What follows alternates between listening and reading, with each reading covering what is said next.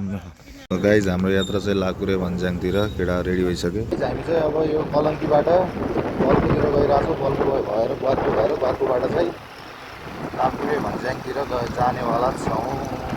बोल न बोल जय घन्टी अब की बार बालेन सरकार। हामी चाहिँ बर्कुबाट अब भित्रतिर छिरेको छौँ यता इमाडोलतिर। अनि यो इमाडोल भएर अब इलुगु भएर माथितिर जानुपर्ने हुनेछ। हामीले देख्न सक्नुहुन्छ गाई यस्तै छ काठमाडौँको माहौल। अहिले चुनावले गर्दा सुनसान छ। भोलि पनि खेल्न नमिल्ने र यो पालि त यस्तै छ, के गर्नु ल।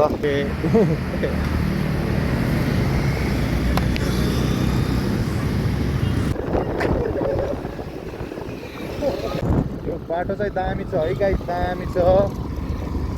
यो बाटो चाहिँ देख्न सक्नुहुन्छ, मिठो बाटो। लाकुरे फेडी रे रिसर्टै रिसर्ट छ। पछाडि केटाहरूलाई पनि देखाइदियो घुमाएर एकछिन। गल धुलो खाएर पछाडि देखाउँदा केटाहरूलाई कहाँ छन्। बाटो हेर्न सक्नुहुन्छ। यो अब हेर्नु फेरि आयो रोडमा धुलै धुलो। केही हुन्न। ए अगाडि कस्तो धुलो उडाएर पछाडि देखो न, पछाडि पछाडि देखो न, पछाडि त्यहाँ धुलो कस्तो उडिरहेको पछाडि देखो न। मेरो के ब्याक नहीं मैले पछाडि के मैले धुत्ने यही देखो न, यही अगाडि पछाडि देखो, पछाडि किन रहन्छ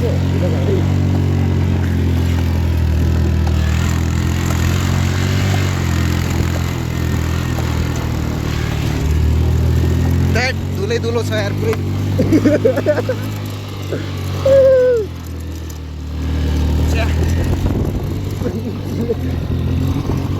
के साह्रो धुलो यार। पानी पर्यो भने त को होला यार। यहाँ पानी पर्यो भने त ध्वस्त हो।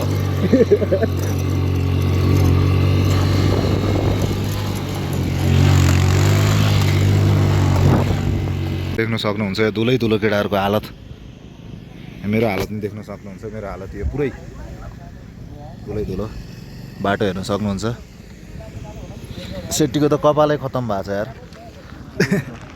अब यस्तो छ यहाँ पुगिसक्यो लाकुरे भन्ज्याङ। हल्का अगाडि गएपछि अब हो यहाँबाट धुलै धुलो छ यार बाटो। ठाउँ चाहिँ राम्रो छ तर धुलै धुलो छ। गयो केटाहरू हामी निस्क्यौँ ल। उतातिर पनि टेन्ट सेन्ट लगाएको छ। पिकनिक स्पोट हो क्या, पिकनिक स्पोट हो क्या। यहाँ चाहिँ माथि पार्क निर्माण 4वटा चिया गरिदिनु।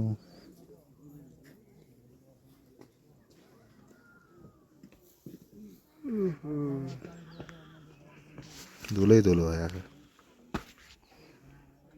लाकुरे भन्ज्याङको मनमोहन पार्क। यहाँ टिकट काउन्टरमा केटाहरू कति हो टिकट, कति हो? के बोल्छ जे पाइ त्यही पाउन।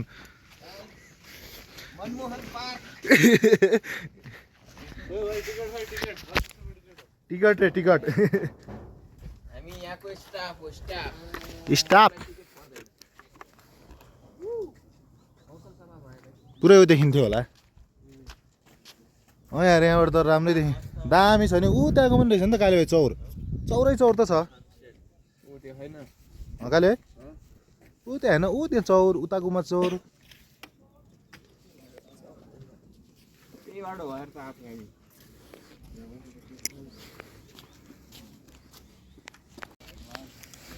दामी छ यो रुख पनि कस्तो राम्रो हेरेर। ऊ त्यहाँ पिकनिक खाने कति हुन् है। तर त्यहाँ सबै धुलोवाला पो रहेछ। ऊ त्यहाँ तल पिकनिक खाइरहेछन्। यो चाहिँ माथि टावर चाहिँ अहिले बन्द छ। यता बहिनीहरूलाई अलिगुराँस बेचिरहेछन्। यो ठाउँ नि राम्रो छ। खै मेरो साथी यार हो चिसो हो। हामीलाई त छैन यो जकेट खोले।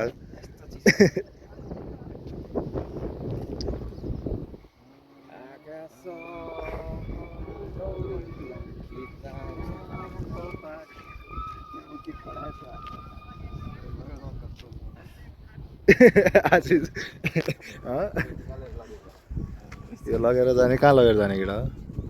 ऊ गर्न क्याम्प गर्न भित्र लाइट राखेर खाले के को आवाज हो त ल? चु चु चु आवाज आउँदैछ त।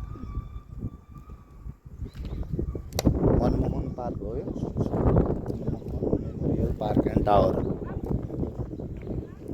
त्यहाँ माथि क्याम्प गर्ने ठाउँ छ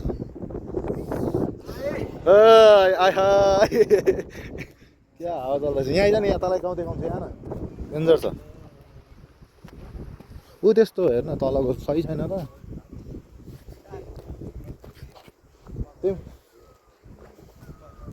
ऊ त्यहाँ तल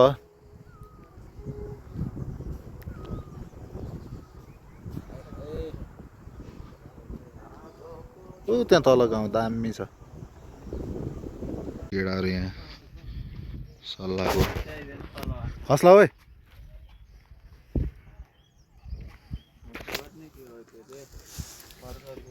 त्यो अहिले सरको त्यसको आवाज आउँछ नि त टक्क त्यो चाहिँ दामी ठाउँ छ यहाँ चाहिँ होइन यहाँ चाहिँ फेरि गर्लफ्रेन्ड लिएर आउनुपर्ने ठाउँ चाहिँ छ एकान्त छ के भन्दैछ त्यो पैसाको कमी छ ए त्यसो भए त एउटा रुखमा चढ्न त आशिष ऊ त्यो डाँडामा चाहिँ क्याम्पिङ गर्ने ठाउँ छ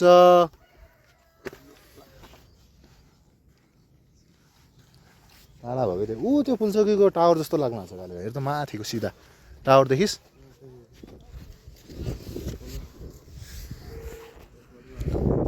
ल अब हामी फर्किरहेको भर्खर आयो सिर्जनाहरू ल गाइज मनमोहन पार्कको भ्लग नि यहीँ सकाउन चाहन्छु सबैले हेरिदिनु होला यहीँ लात हानेर तर फालिदिन्छु अनि खडायत बढी बोल्यो भने फेरि बाउलाई फेरि बाउ कहाँ गएको छ भने चाहिँ सोध्यो भने उता मनमोहन पार्क गएको छ भन्ला तेरो बाउ फेरि किन गएर के हो कि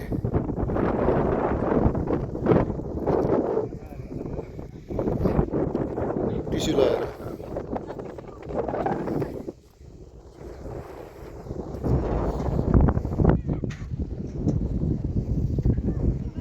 बाइक राखेर हामी माथि चाहिँ यहाँ क्याम्पिङ गर्ने ठाउँमा चाहिँ जाँदैछौँ यहाँ चाहिँ बाँसुरी मादल बजाइरहेको छ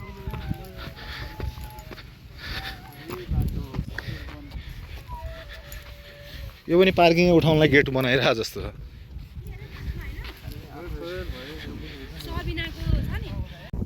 दामी छ नि यो ठाउँ उता चाहिँ क्याम्प गरेको त्यो चाहिँ आफ्नै हो क्या हो